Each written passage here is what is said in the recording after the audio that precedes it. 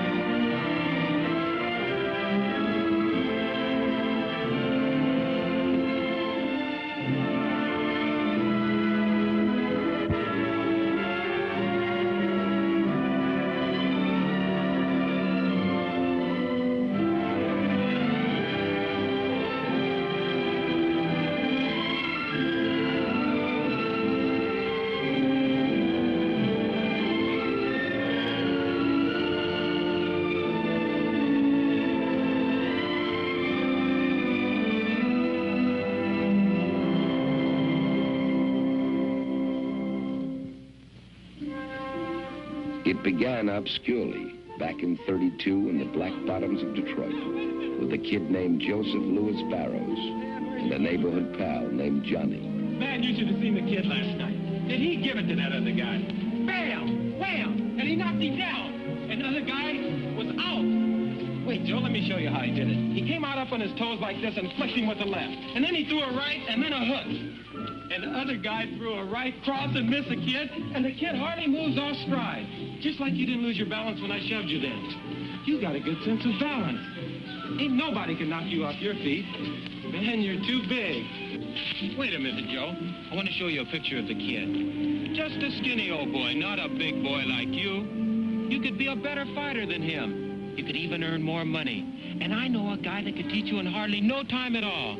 And for only 50 cents a lesson. 50 cents. I ain't got no 50 cents. You mean Professor Watkins teaches you for nothing? Mama give me the money for him. Your ma wouldn't want to do nothing dishonest, would she? She wouldn't want the professor to get money he didn't earn, now would she? Trying to teach me? He earns it. Suppose you don't show up. He can't earn it then, can he? I'll show up. I'm going there now. Now hold up, Joseph. Ain't no reason you gotta go just 'cause you started out. We can get derailed somewhere. No, Mama will be to death. Well, I guess a boy big as you that's scared of his ma, be scared to get hit by a man, all right. I ain't scared of nobody. Well, come on then. Let me introduce you to the man. Come here, boy. Heard you want to be a fighter, huh? Yes, sir. Yeah? It's a tough game, you know. You think you can take it? I'll try. Let me see your hand. Let me see the other one. Look pretty strong. Go in the back and put some stuff on it and see how you look on the floor. Put that fill over there, will you?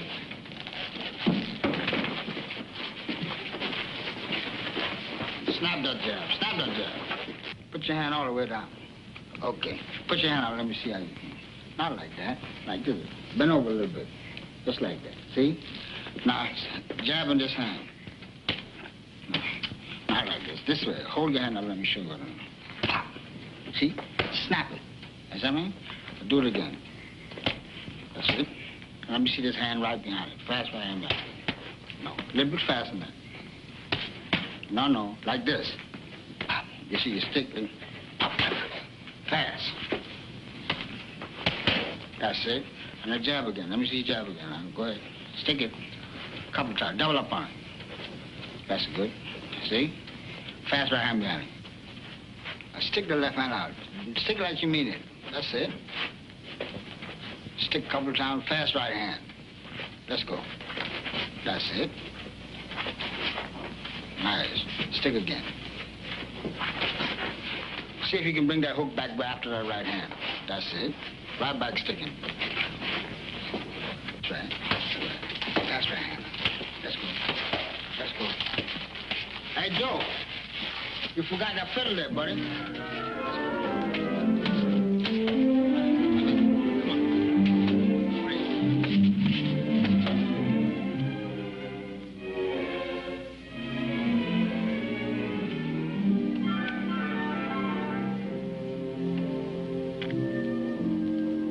They all gotta hit me.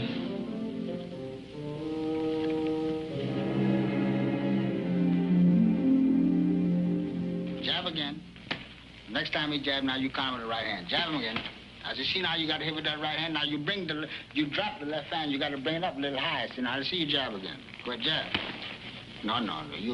You got to wait till after you jab you. Then you counter with the punch. So you can't muff the punch right in midair. Now jab him again, Joe. No. See how you do?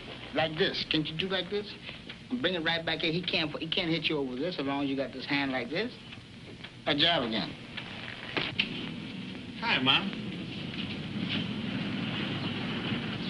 You and I have a business conference to hold. Joseph, these are hard times, you know that. You know what it means to pay 50 cents a lesson for violin lessons. You know how hard it was for you to get that job at the factory. Well, for 6 weeks now, you've been coming home with a black eye, a cut lip, or a puffed up hand. And today, Professor Watkins comes to tell me that you haven't been to him in all that time. And now we find your name in the newspaper as a prize fighter. Semi-finals Friday night. Joseph Louis Barrow. Fair prospect. Well, Joseph. Mama, I didn't steal the money, Mom. I used it for a business, Mom, and I'll pay it all back. But I'm learning something. I'm learning something that'll make us all rich. You'd be proud of me, Mom. You mean you have to learn to be a fighter? Yes. Where are you learning? In the gymnasium. I got promoted out of beginner's class in just 2 weeks. Why, Shorter Lennon is training me himself. He says I'm his prize pupil. Are you sure in your heart this is what you want to do, son? I know it's the thing I can do best. You must promise me that now that you're in this thing, you'll give it all your thought and strength. If you're going to do it, you've got to do it right. I'll do it, Mom. And I'll get that too, and I'll make you proud of me, Mom. I'll do all the things for you, for the family, for everything. Or maybe that's when it really started with Joe's mother on the porch when she said okay.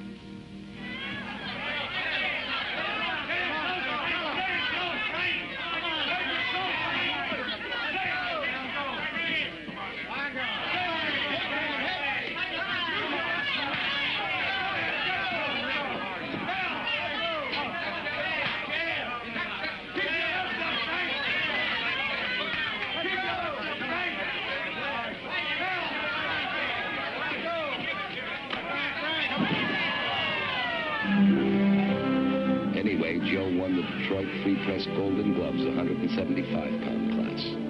They gave him a trophy and sent him along to Chicago for the Tribune's glove finals. He was carrying a cardboard suitcase, one change of clothes, and the family Bible.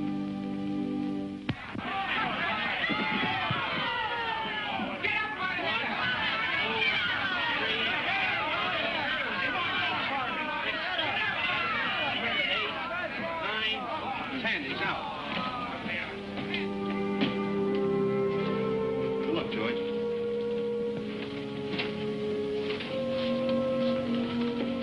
Hey, Joe, come in. Hi, Arthur. How you feeling? I'm fine. How do you feel? I can still feel those left hooks in the body. I guess they weren't hard enough. Well, I got lucky tonight, but you'll do better next time. There's not going to be a next time for me, Joe. What you mean? No more fighting with my hands for me. I'm going into a different kind of fight game. I take my state bar exam next month. Joe, I'm going to be a lawyer. You kidding? What do you want to do in life, Joe? Well, Arthur, I'd like to be the best fighter in the world. You keep hitting as hard as you did tonight. You'll make it.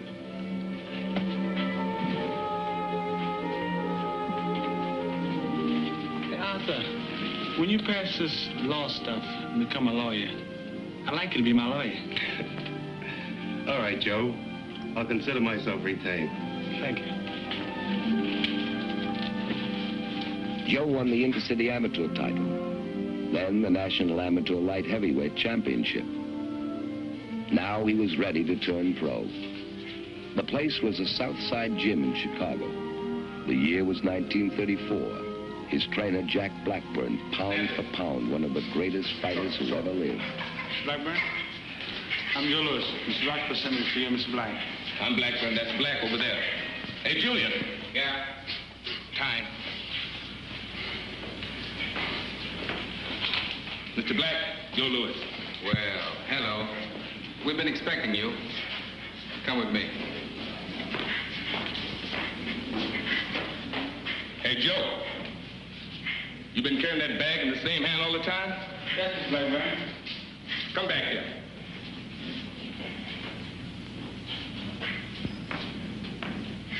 Move it to the other hand. A bag can pull you off balance. Use two hands. Let the bag work for both hands. The bag is something heavy enough to exercise you. Yes, sir. And if you're smart, you'll do what he tells you. In the ring and out. Okay, Chappie. Come on. You know you're off balance.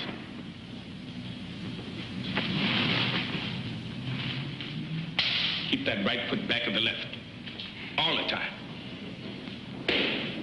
See? If I can't push you off balance, it's harder to knock you off balance. Remember that. Balance. The secret of a great fighter. Balance. Yes, sir. Balance.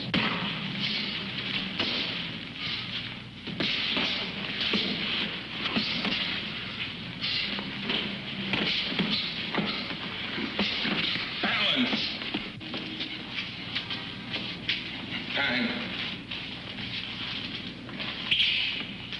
You got a pretty fair left hand, Chappie, but it needs working on.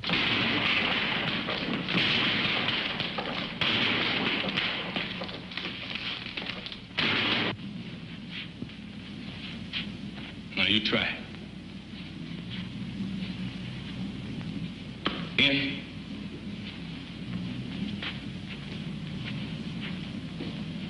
Now hook to the body.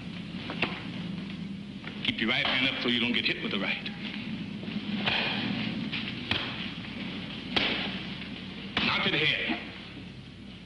There you go, Chappie.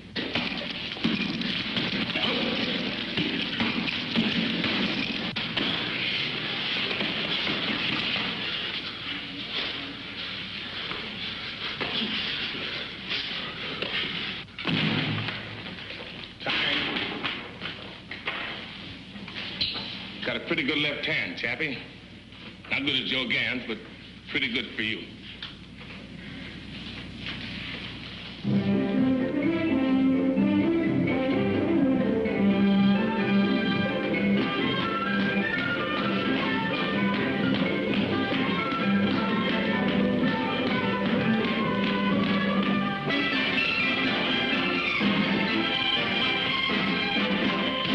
Okay, Chappie. You got a real sharp left now. Still not as good as Joe Gans. What could Joe Gans do so great? What could he do? Now, Joe Gans could catch flies in the air with his left hand. That's what Joe Gans could do.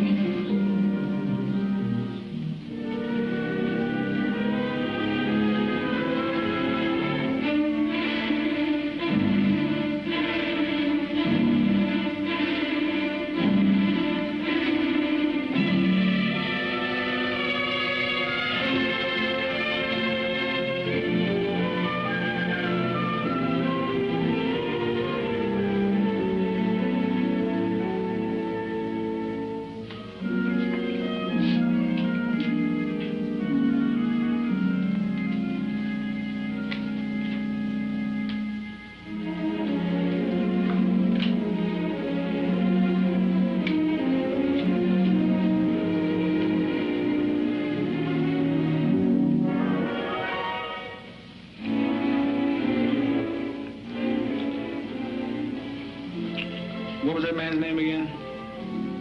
You and him's the only one that could do that, Chappie. You satisfied, Mr. Blackburn? Now, you call me Chappie. Chappie. Okay. Chappie.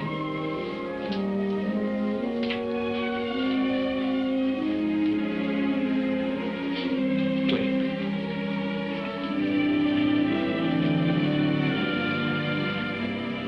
Joe came home to Detroit 8 months and 16 KOs later. That night, 2 men from New York also came to Detroit, Jimmy Johnston and Mike Jacobs. They both wanted to sign Joe. They found him in the Frog Club. And so did I. Hello, Mr. Jacobs. Captain again. Glad to see you. Joe Lewis. Is he going with you or Johnson in the garden? That's what I came to find out. Come on over to my table. We'll get the answer together.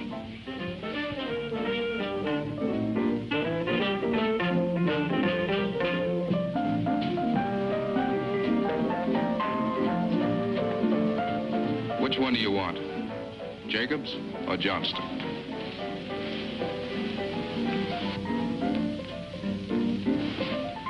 I'll take Johnston, the garden guy. He's closer. Well, Joe, you know what we're trying to do. Both of these men have made offers. All we can do is get both offers and try and decide what's best. They both have good stories, too. But maybe it's you who ought to decide. Anyway, here we go.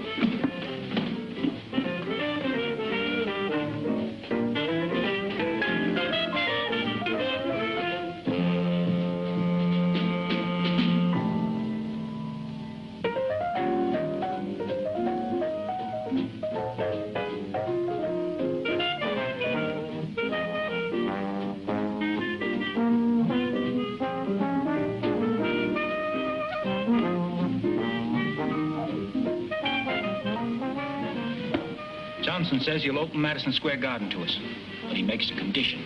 Jacob says he has the ballparks all tied up and can do more for us as an independent.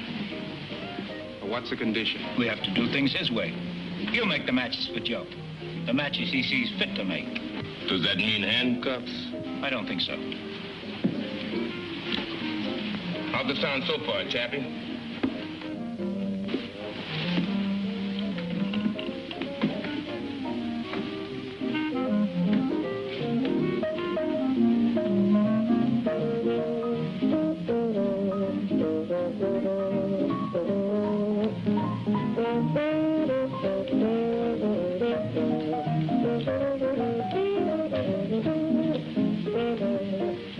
Hello, Joe.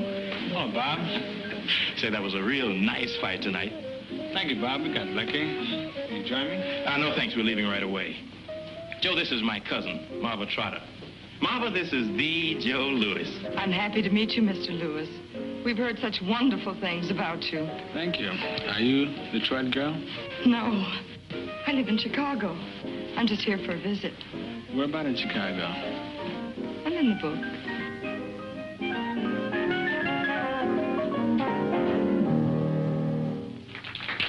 Good night.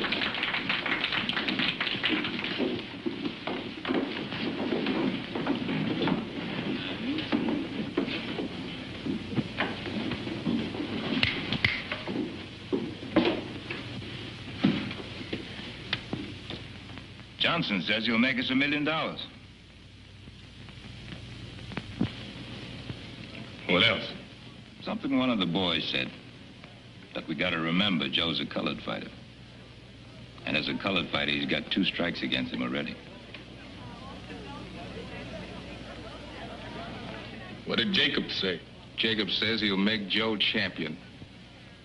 Can he do it without the garden? I don't know.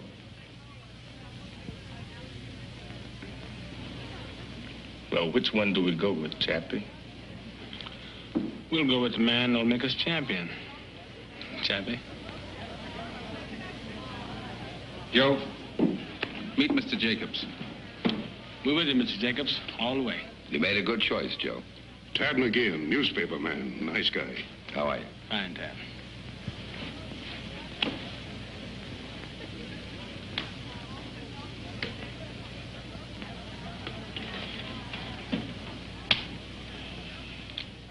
know something, Chappie? We're gonna have a lot of fun with that third strike. Joe was already a drawing card. They got him 5 fights in 25 days. Then sent him on to New York for his first big-time fight with Primo Carnera. We all came down to cover him at Penn Station and went along when he delivered a letter from Mayor Kelly of Chicago to Mayor LaGuardia. It was a big day for Joe, but not so big he forgot a girl back in Chicago. Yes, can you make this out? I think so. Miss Margaret Trotter, 5220 Concord Street, Chicago, Illinois. Arrived New York to fight Carnera next week. Going to gym to work out. Have to box 6 rounds today. No road work tomorrow. Raining. Miss you, Joe. May I have your last name and your address for reference, please? Joe Louis, Pompton Lakes, New Jersey. Yes, of course. Joe found out what they meant by the saying, the bigger they are, the harder they fall. Primo was big and he was game, but Joe got to him by the 6th and it was all over.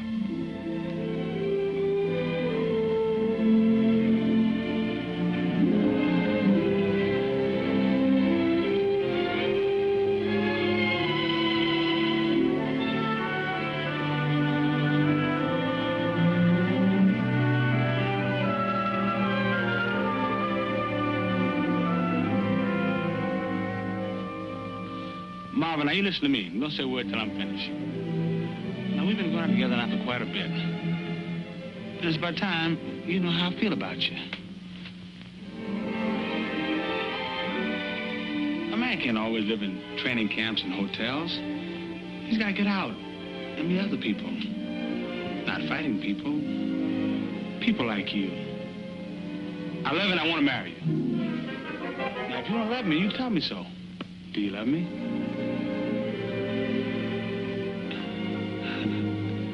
If I can only say it like that.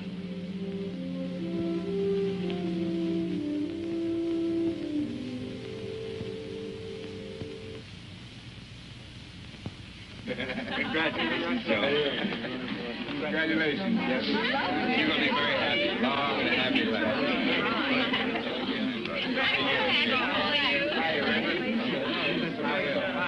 What do you think?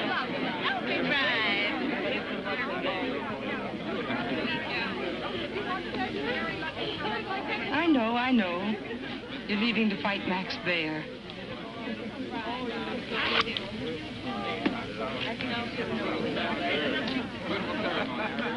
But I'll be right back.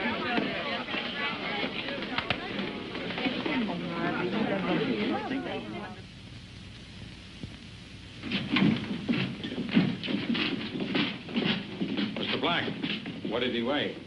196. Say, Joe, did you read where Dempsey will be in Bear's Corner? Mm-hmm. Well, will Dempsey being in Bear's Corner bother you? Can Dempsey hit me from there? No. Then he won't bother me.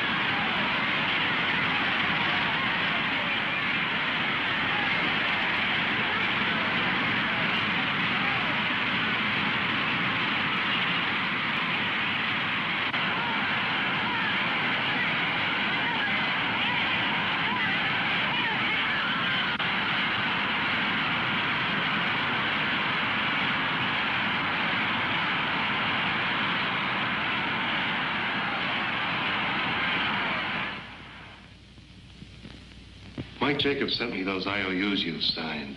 What on earth did you need with all that money? Some fellas in Detroit. We got a business. Do you mean a business project?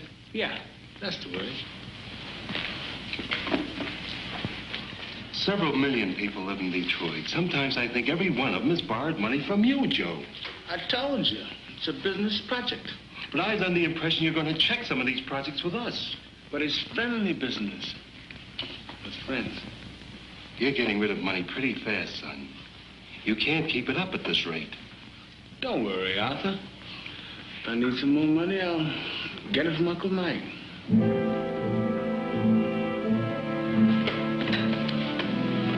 Maybe Joe was feeling too good by now, too cocky. 26 starts and 26 wins. Maybe you couldn't blame him, a boy who'd wrapped oranges for $1 a day. Hi, Tad. Hi, Joe. Hi, Chappie. Be with you in a minute. No hurry. Where you going? I'm going with Mr. McGinn to play golf. If you don't watch out, that old sun's gonna boil the strength right out of you. You're losing weight too fast now. I like golf. Come on, Tad. We can call the game off if it's bad for him, Chappie. Come on, Tad.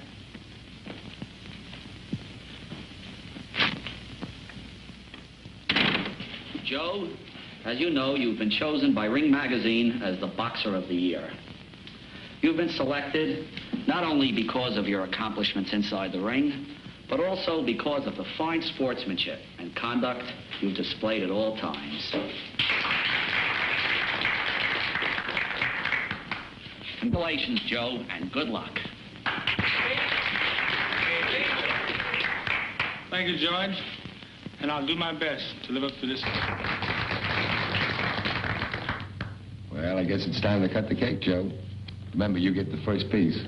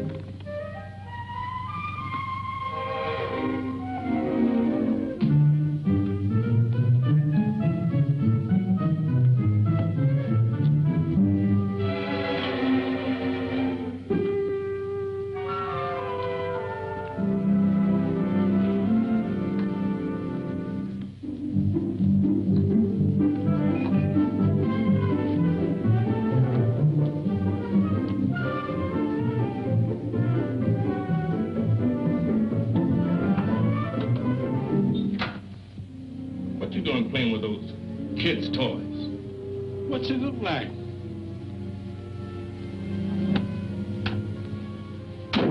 Why ain't you in bed resting like you should? Feel too good to rest, Chappie. You fighting Slim tonight. You'll be there. You ain't never fought no real first-class counterpuncher before. It's always first time. Drop that club and get into that bed.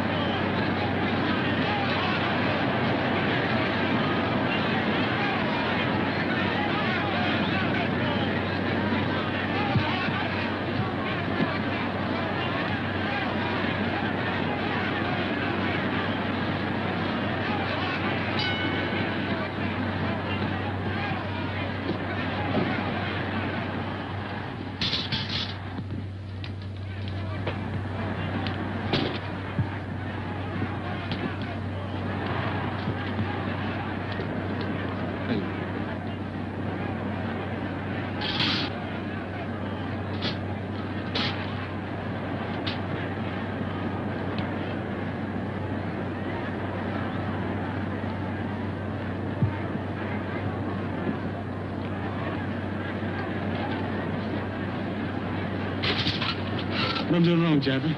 You already done.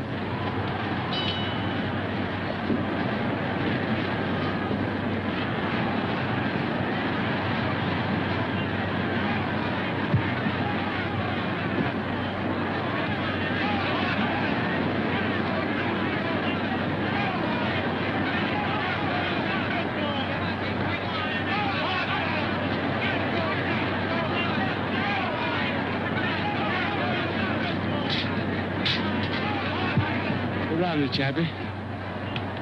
Pim's coming up. Yeah, good right hand. Good right hand he's got. Good right hand.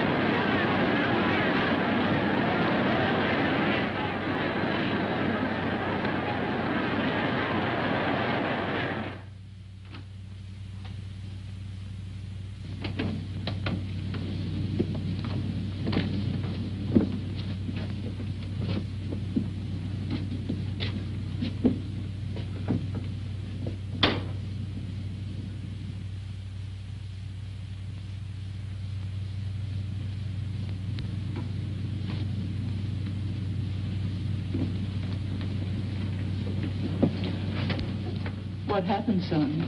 He beat me, Mom. Did you do your best? I didn't do my best before the fight.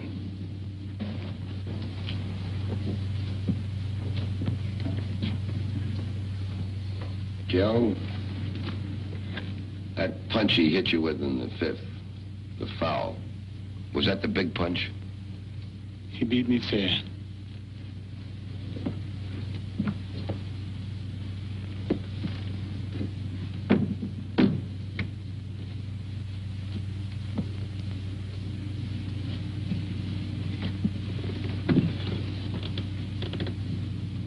There was a lot of trouble in Harlem tonight.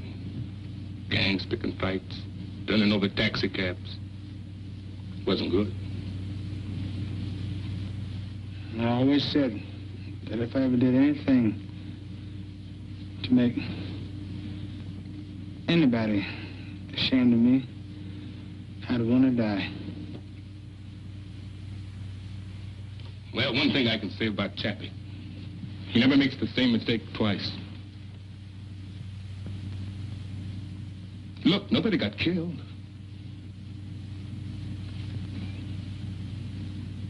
We just got set back a little, that's all. What we got to do now is start afresh. Make up for that time we just lost. So you all got set back a little. Now you got to make up for lost time. Lost time. You don't know the meaning of the word. Look at him. Nobody got killed, you say. How do you know? Were you in the ring? Was it your face on the floor? Joe was my husband. He belongs to me. He's not going to end up like everybody else. Cut and bruised. Just a few more easy fights, that's what you said. An old fighter like Schmeling. Joe, can't you see what's happening? Honey, I've got to make it good to the people that counted on me. Counted on you? Counted on the money they make on you. What about me? What about us? Who's counting on that? Where do we stand? What about our future, Joe? This isn't the time to talk about that. What better time than now? Look at yourself. What'll these people mean to you when all this is over? And what'll you mean to them? Why don't you leave him alone? Better still, why don't you leave us alone? How much of him do you want? Joe, we're losing something. Whatever it was we had, we're losing it. I don't know if we ever had. It isn't just a spite. It's us. Please, dear, take me home. And now for the headlines in sports. Max Schmeling, the former heavyweight champion, arrived here late this afternoon on the Zeppelin Hindenburg. The German boxer who knocked out Joe Louis last June informed reporters that German track and field stars in the recent Olympics all told him that they had been inspired to greater efforts by his victory over Louis. Schmeling said, quote, "The Fuhrer's heartiest best wishes accompany me to America," unquote. The former champion also said that I offered Schmeling $300,000 for a return fight, and he refused it. Of course, he'll only fight Braddock for the championship. So let him. You don't have to fight me afterwards. But the thing is, Joe, we don't believe that he'll hold still long enough for another shot. He's got to. It's only fair. Joe, it's not a question of being fair. Schmeling can't take a chance on losing to you. Hitler couldn't go for that. If he wins the championship, they'll never stop yelling about Aryan supremacy. They'll freeze that title so cold, nobody will get a crack at it. Unless some bum of their own.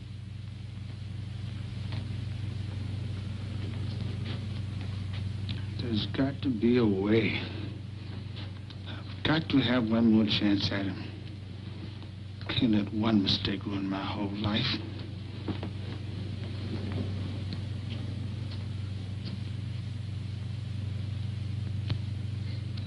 I won't let my people down. You heard what he said. Calm down, Chappie. There's got to be a way.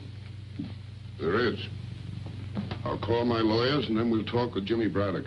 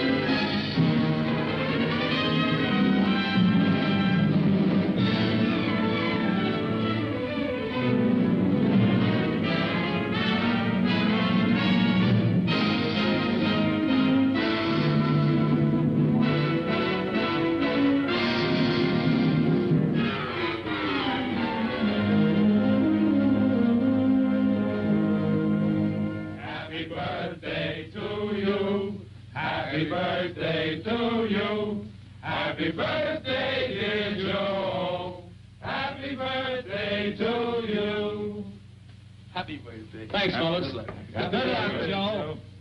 Happy birthday, Joe. Thanks, Chef. Happy birthday, Joe. Happy birthday. Happy birthday, Chappie. Remember the last one? Smelling. Hi, fellas. Hi. Happy birthday, Joe. You sound like you bought a real present. I sure have. Federal judge just ruled that the Braddock fight is on.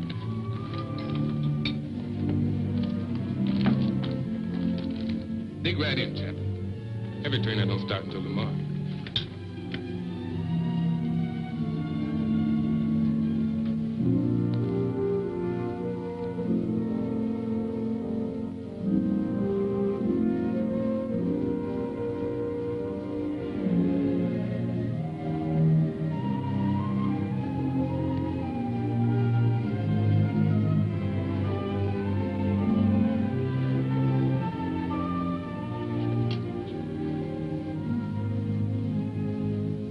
You eat it, Chappie. I'm not hungry. Yeah, what did I tell you? That Chappie don't make the same mistake twice. This was it for Joe. He'd come a long way for a 23-year-old. A crack at the champ. 50,000 fans turned out to pack Comiskey Park. Braddock was a popular champion. It was the first heavyweight title match in Chicago since Tunney and Dempsey had fought it out 10 years earlier.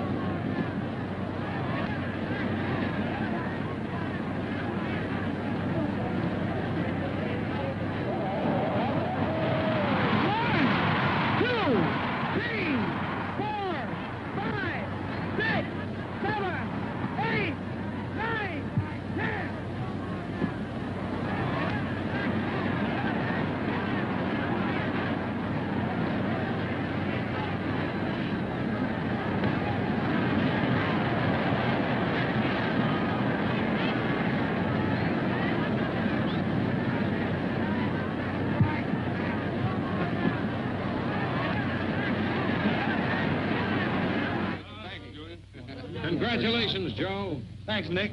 We got lucky. You're the heavyweight champion of the world. Not yet, I'm not.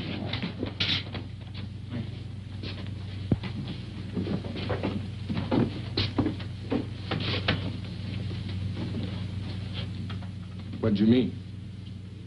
None till I beat smelling.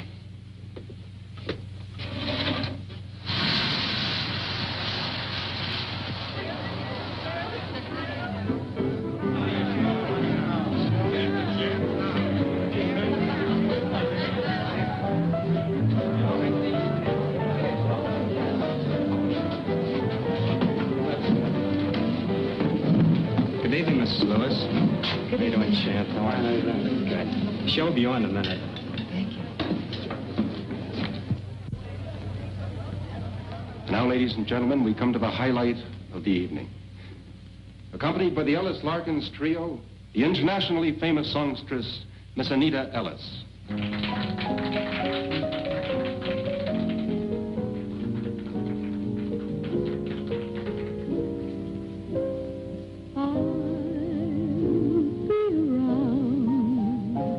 No matter how you treat me now, I'll be around from now on. Your latest love can never last, and when it's past, I'll be around when she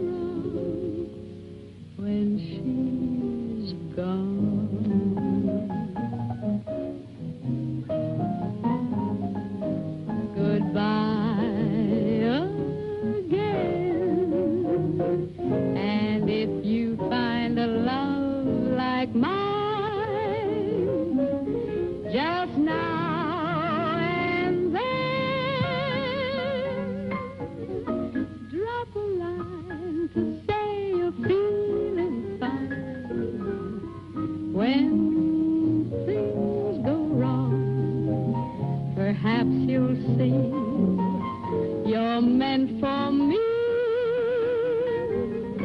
I'll be around when she's gone.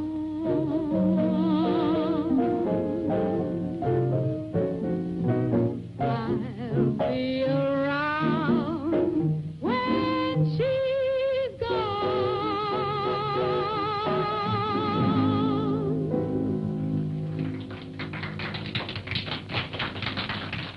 Max came back from Germany with the blessings of Hitler and the Third Reich. He figured on finishing Joe no later than the 5th round. And so that's what's got me worried. And that's why I want to hire Manny Seaman to help me with him. Trouble is, I'm like a school teacher with Joe. I'm always after him. I need somebody to shoot him down. This time, Chappie don't need no discipline. Okay. Let's have a talk with Seaman. Ask him in.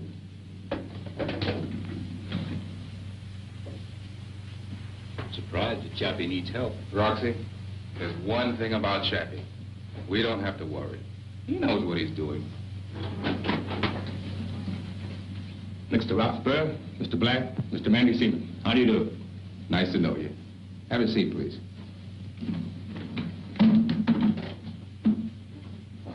Chappie here seems to think you can be of some help to us with Joe.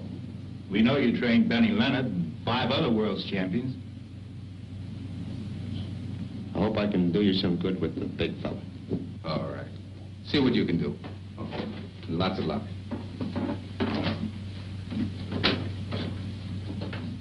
To tell you the truth, Manny, I've been having one of my bad spells lately, and I sometimes don't feel up to working right. When do we stop?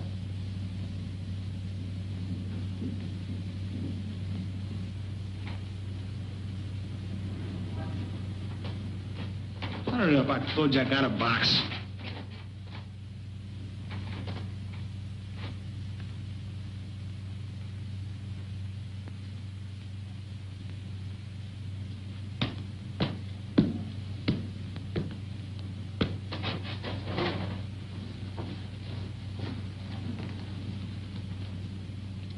What do you think? The trouble is he's too tight. Too tense. Yeah. If he keeps going like this, he's going to sweat himself out and leave the real fight here in the gym. He's pressing too hard. He's too anxious.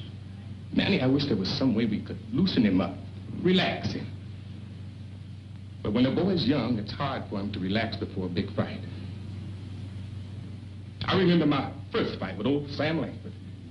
I was training hard. Sam Langford. Maybe that's our answer. Old Sam. There you go, Manny.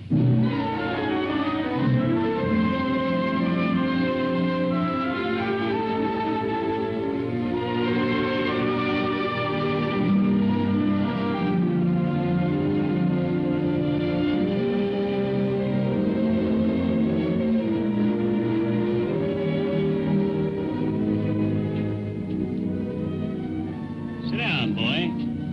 Gonna tell you a story. Who are you? How'd you get in here? I'm just an old fighter. Nobody but reporters allowed in this camp. How'd you get in? Old Jack Blackburn brought me in. Oh, well, I got things to do. So long. I said sit down, boy. You don't sit down, I'll have to get up. And if I get up, I'll have to go lick that old Jack Blackburn again. You lick Chappie? That's something I gotta see. I can lick him all right. Licked him 4 times. Sit down, son. Nobody ever licked Chappie 4 times. You wait till I tell him what you said. Don't nobody have to tell him. He's right there now, listening. I don't see him. He's not there. He's there, all right. You don't have to see him. I can feel that skinny old tricker. I ought to be able to. Hi, Sam. Good day, Mr. Blackburn. Chappie, you listen good to what old Sam Langford has to tell you. Sam Langford? But Chappie, he says he licked you 4 times.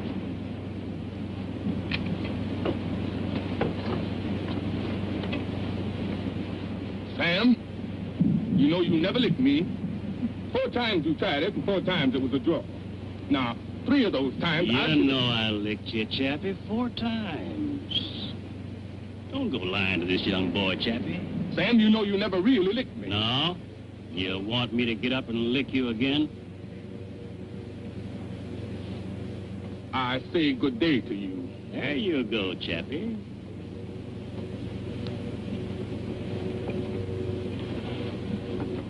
Sam, how'd you lick Chappie? Huh? Oh, yeah. Well, the first time was in New Orleans, see? I hit him with Bess. Then I hit him with Sue. What did he do? Then... then he knocked me flat down. Did he knock you out? No, not me, never. He knocked me down. I sat there a minute. I looked up, and there he was, standing right there over me. I said to him, calm. Don't go away, young man. I'll be up there to see you in a minute. But you beat him. Of course I beat him. You called it a draw again. What happened the next time? Well, the next time was one of them old-time finish fights. I wanted to figure some way to get old Jack mad before the fight. So I come into the ring carrying a big lunch basket. Sure enough, old Jack sent the referee in some second over to find out what I was doing bringing all that stuff into the ring. So I said, well, it's a finish fight, see? Don't know when I'm going to finish, so I brought my lunch. Did that old Blackburn get mad at that? What happened? Fought all day. Another draw.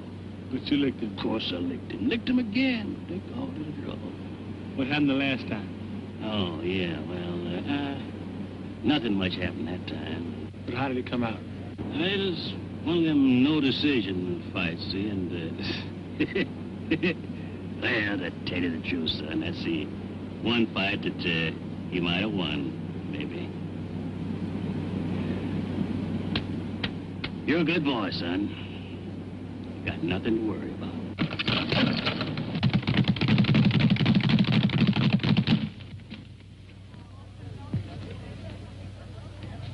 He learned how to left. It was sharp. It was hard. Go right to the mark. Chappie could tell you. That boy could hit with that right. Hi, fellas. Hi, Dad. I just came from Schmelling's camp at Nepodak. He gave me quite a statement. Sit down, Terry. Have some dogs. Yes, I had a very interesting conversation with him. Yeah? Tell you what he said. He said, having beaten you once, you'll have an inferiority complex that you'll never be able to shake off. You gonna see him again? Yeah, I'll be seeing him.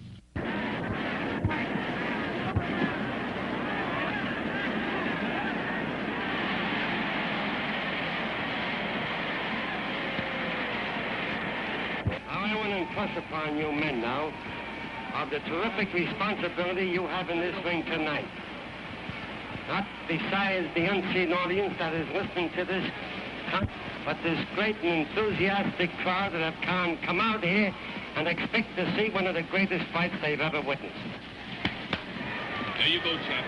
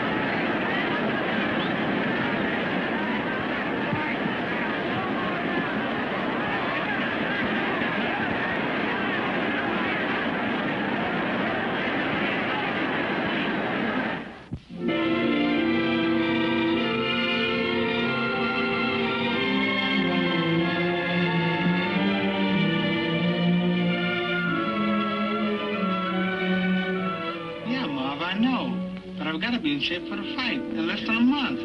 I can't come home now, honey. But it won't be long, I promise you. Well, why can't I come up to the training camp with you? No, honey, Chappie wouldn't stand for that. Chappie, Chappie, Chappie.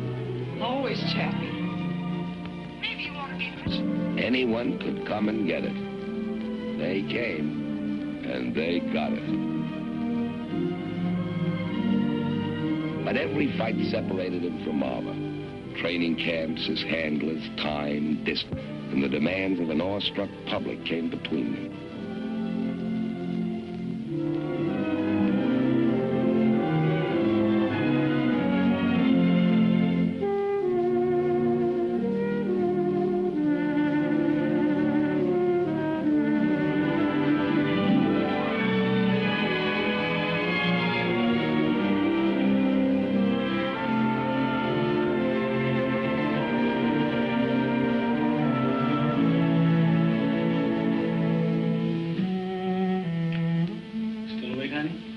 Since 4 hours ago, when you were coming back to take me to dinner.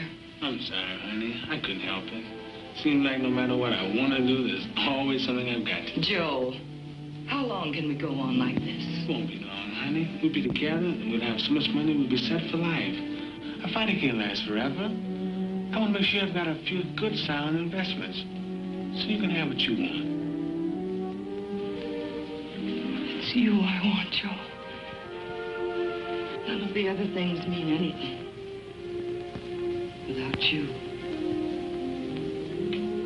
I'm afraid of what's happening to us. Joe, we had plenty of time to think. Nights like tonight, days when you're gone. I know what it takes to do what you're doing. It's not easy, and I'm proud of you. Be with you. Miss you so much at times. Getting to feel it's a kind of weakness to want you.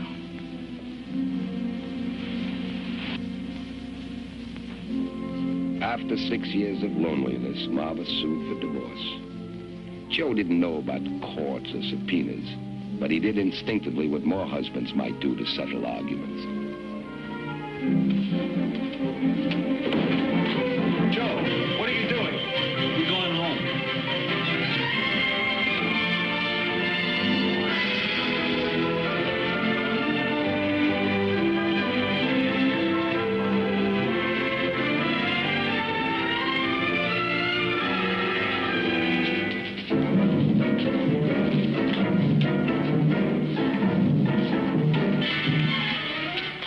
Manny. Yeah, Jack? You better take Chappie up in there tonight. What's that? That old arthritis working on me again.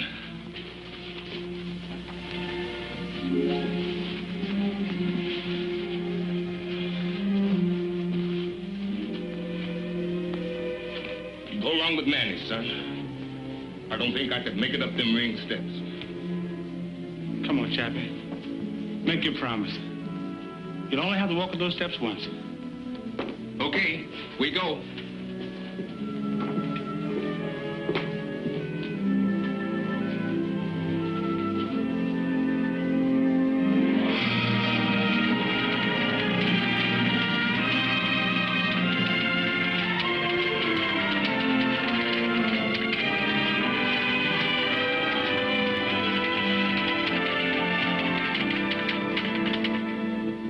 Doesn't seem real without Chappie, does it? No. You talked to him lately? Yeah. Talked to him on the phone yesterday. Sounds pretty weak. But he'll be all right. He's got to be. Sure.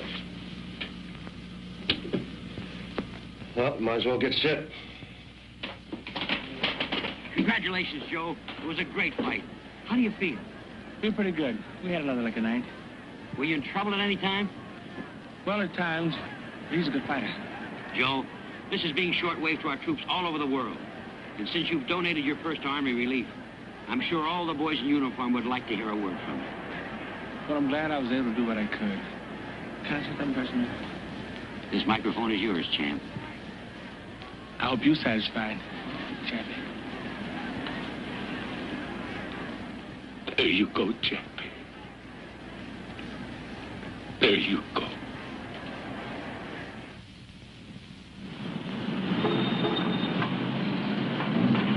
In '42, Joe left Uncle Mike and signed with Uncle Sam for $21 a month.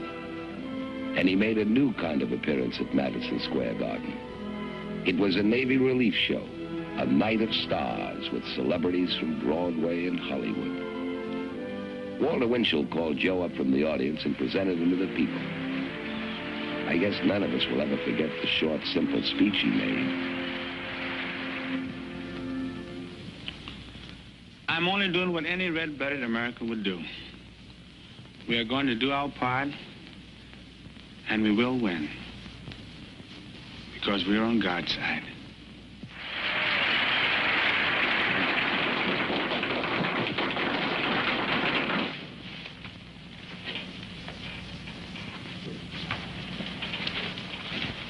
Sergeant Lewis.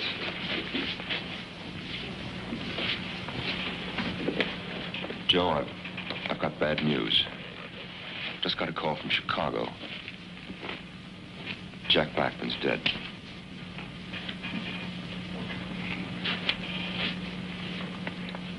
Chappie?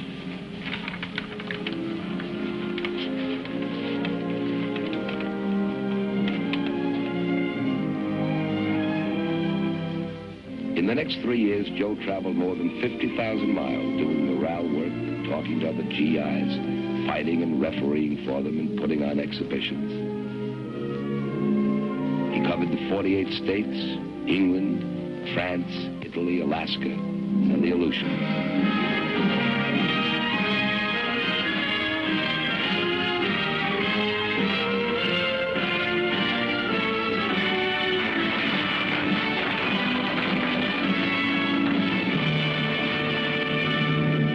Then, like several million other men, he came home to stay. And to see his daughter, Jackie, already grown into a little lady.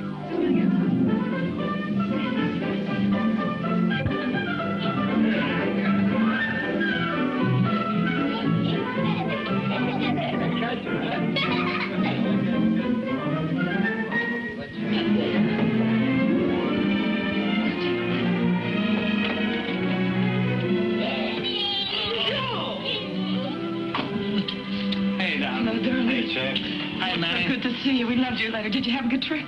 Oh, wonderful. You love Daddy? How much? What do my house? You're pretty many.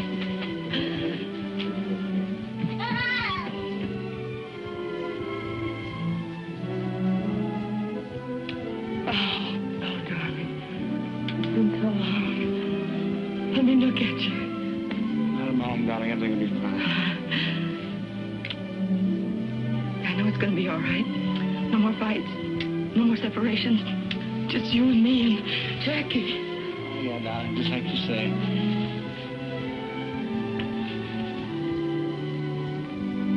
I'll give it to me straight, without all the big legal words. How do I stand in the money department? The story is, Joe, that most of the money is gone. You'll never be in want, of course. There'll always be enough for you and your children. But the big money is gone with the big years.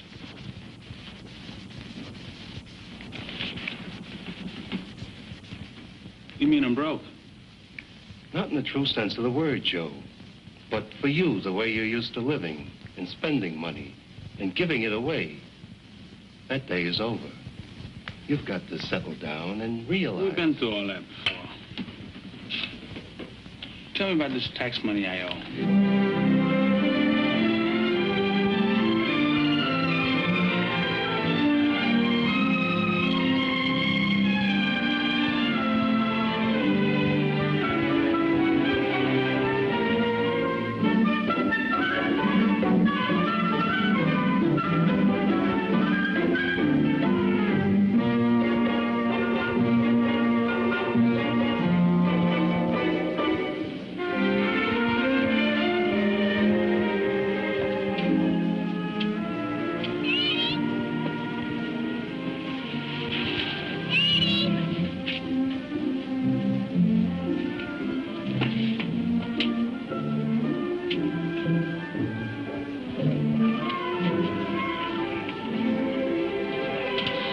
right, darling.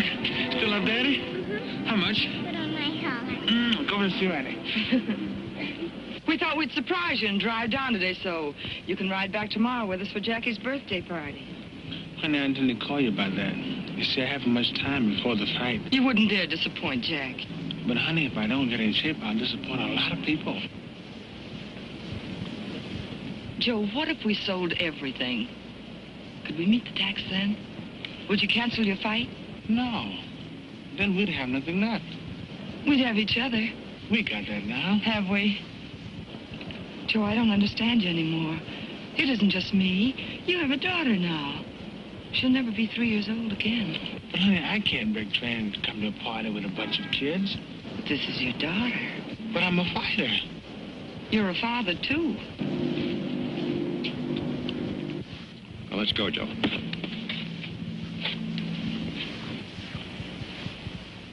Good evening, ladies and gentlemen. Here we are at ringside waiting for the main event, which, as you all know, is for the heavyweight championship of the world. The much-discussed return match between the challenger, Billy Conn, and the champion, Joe Louis. Say, Manny. Yeah, Joe? You ever thought what it's like to be the best? The best in what you do? Sometimes I've thought about it. Sometimes a lot. Like two hands. Never could hold a fiddle. But I could punch. Hold still a minute, will you, champ? That's what I mean, Manny. Champ. That's the best. People watching you. All the time watching you. You get on the elevator, you get watched. You step out of line, they don't understand. Not when you're the best, they don't. Too many people counting on you. Been the best a long time, Joe. Yeah. A long time doing the things you sometimes don't want to do. And then again, not being able to do the things you do want to do. Like neglecting your wife. Because she can have part in the work that makes you the best. Like thinking out everything you say before you say it. So nobody can call you big-headed. You've been doing it a long time now, Joe. And no complaints. So long, now it's all on my mind. Names, places I've been, people I've been with. Go on, Joe. Talk it out. That's it, man, I can. You and Chappie are the only one I ever said this, mister, outside of Marva. There's something I got inside, something I can't let out about. Now, look, son. You've been away a long time. You get a chance to look at things from the outside. You can't always put the pieces together right away. But you're back, champ. You're back to stay. Then there's that other thing all the time. What other thing? That stuff about 2 strikes. That makes it even tougher, man, to be the best. Because if I make one bad move, it doesn't only hurt me. It hurt lots of people. You're a big man, Joe. I keep thinking I used up my 3 strikes by now. Yeah, I know. Chappie told me about that a long, long time ago. There's one thing you never heard him tell. He told me. Chappie told you some secret? He said he figured the way you acted, you earned those first 2 strikes back. That Chappie. He never allowed room for mistakes. You know, man, he built me hard 2 or 3 times. I guess he had good cause. How's that feel, Joe? There you go.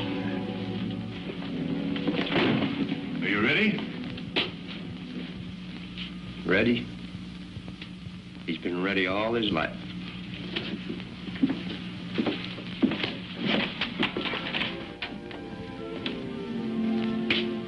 Hi, Mom.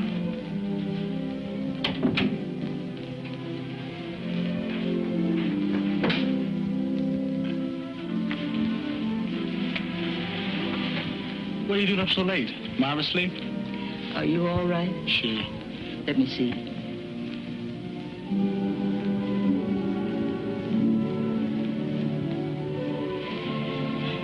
heard it over the radio. The way it sounded, I thought you were hurt. Billy wasn't fooling. Sure you're all right? Sure, darling. Stop worrying. Go to bed. Good night, darling. Joe. Yeah, Ma?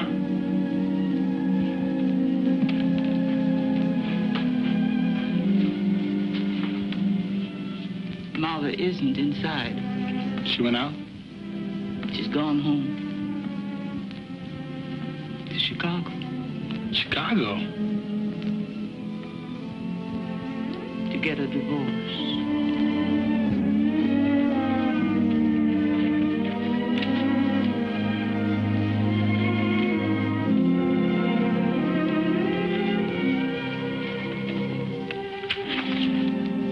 Well, it's all settled unless you have some objections.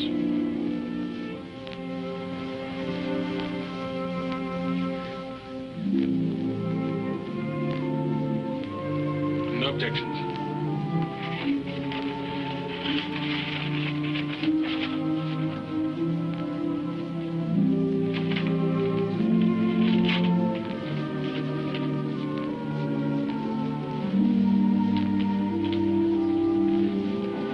To pay off his debts, Joe fought exhibitions from coast to coast through Central and South America for the next 2.5 years. Finally, he made the announcement all his friends had been waiting to hear. Boys, I got news for you. You listen too, Arthur. I promised my mother tonight, win, lose, or draw, after tonight, this is my last fight. So as of now, I'm retired. Well, that is good. I'm going to get out of here. Gee, Joe, you don't know how glad I am. Hey, man. I'm sorry I'm late. How are you, champ? Hi, Tad. Hi, Sam. Hi, Ted. Joe and I were just cutting up a few old jackpots. How's your golf game? Oh, still slicing it. Can't break 90. What do you want to see me about, Tad? Well, there's something I wanted to talk to you about, and I thought Sam might like to hear it, too. Thank you, Ted. There's a lot of talk around, Joe. Talk? What kind of talk? About you coming out of retirement. Word that they're going to match you with Ezra Charles. People always talking. If you had no mind. Well, I'd rather say it to you than have you read it in my column. If I don't write it, somebody else will. If you're thinking of coming back, Joe, don't do it. Maybe I got a good reason to come back. Yeah, the boys wouldn't like to see you try. I'm not worried. Why should they? Because they're your friends. And because they don't think you can win. The people want to see you stay up on top where you belong, Joe. There's lots of things you could do as the retired and undefeated champion. Keep it that way.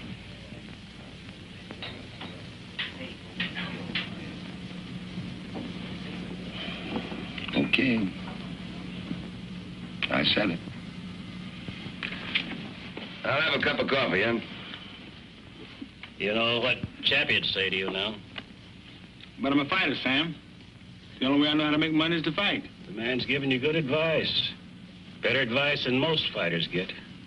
Better advice than I ever got. You won't pay no mind. How do you know? I know you, son. Sam was right. Joe tried to come back. They matched him with Ezra Charles. It was Charles all the way. We sat at ringside watching the remembered precision of Joe's fists fail and go. And then was October.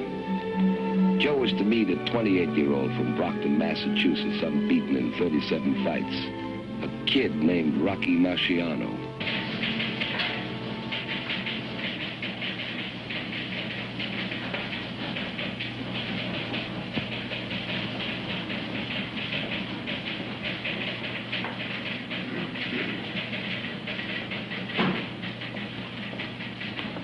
How come you assigned me to cover the fight at the Garden tonight? You haven't missed a Lewis fight in years. I don't feel so good. Virus? After all, it's only another heavyweight fight. And this kid couldn't last 2 rounds with Lewis in his prime. Joe's past his prime.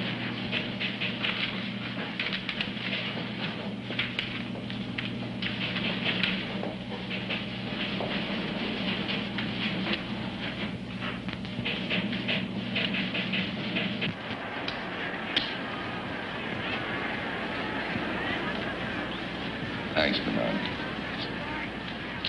Didn't feel like bucking the crowd tonight, Mr. McGeehan? I get nervous in crowds. You're a good friend of Lois, Mr. McGeehan. Is he in shape? Warm this up, will you? Yes, sir.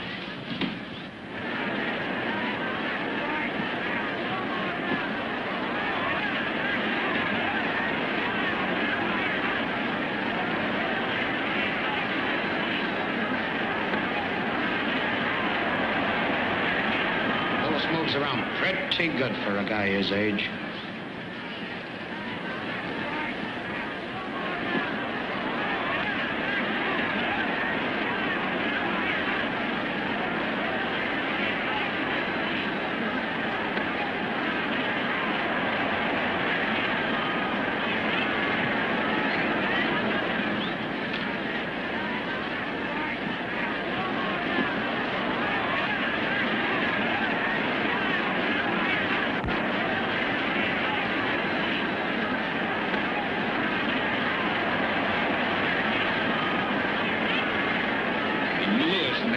Kid with his right. You look out. Lewis got to catch him first. He looks real tired.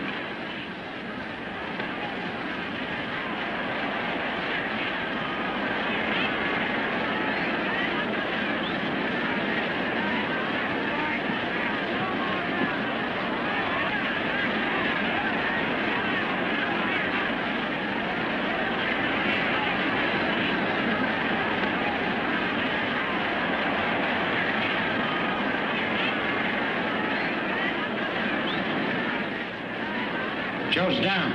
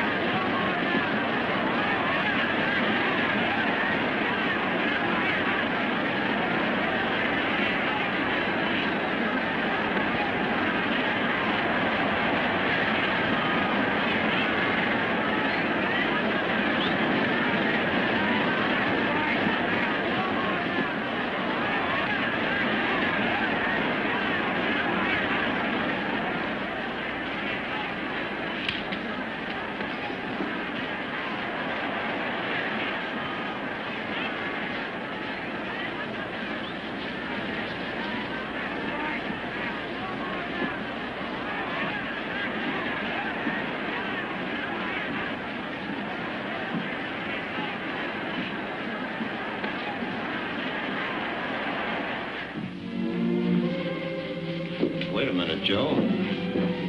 I'll go with you. Thanks, Manny. I'd rather go alone.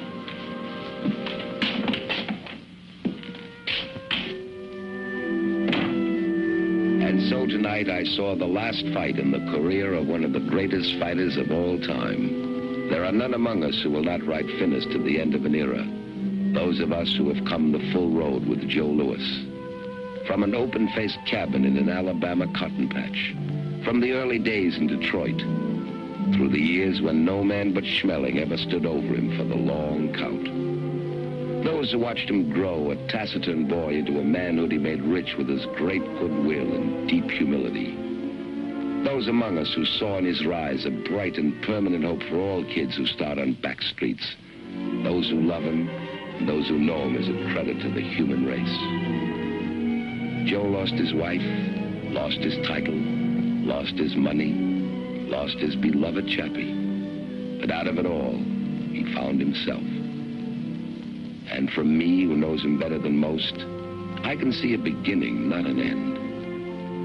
And from all of us tonight, champ, good luck.